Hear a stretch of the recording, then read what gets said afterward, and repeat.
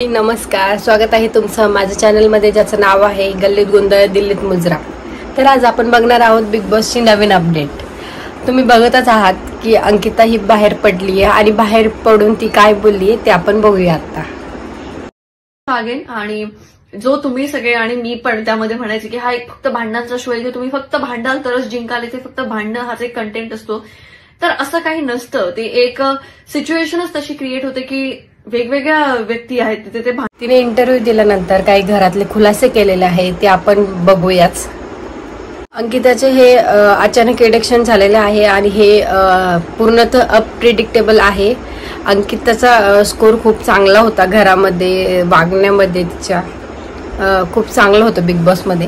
त्याने बाहेर येऊन सांगितलं आहे की सूरजचा तिला घरामध्ये खूप सपोर्ट भेटलेला आहे आणि तिची अशी इच्छा आहे की सूरजच जिंकावा आणि तिच्या म्हणण्यानुसार सूरजने तिला खूप सपोर्ट केलेला आहे। ज्या प्रकारे सपोर्ट भेटत होत्या त्या प्रकारे मी टॉप 3 मध्ये तरी आलीच असते असं अंकिताचं म्हणणं आहे। त्याने घराबाहेर येऊन इंटरव्ह्यू दिला, त्यामध्ये अंकिता म्हटली आहे की मी सूरजला विनर बघू इच्छित आहे।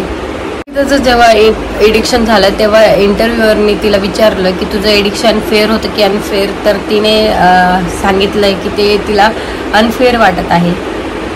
जेव्हा मला वाटलं की माझं एडिक्शन झालंय तर मी घराबाहेर आली, पण घराबाहेर येऊन मी जो माझ्याबद्दलचा सपोर्ट बघितला तो खूपच जास्त होता, त्यामुळे मला हे डिसिजन अनफेअर वाटतं असं अंकिताचं म्हणणं होतं आहे। या व्हिडिओवरती अंकिताच्या एडिक्शनवरती तुम्ही कमेंटमध्ये मला सांगू शकता आणि माझ्या चॅनलला सबस्क्राईब करू शकता।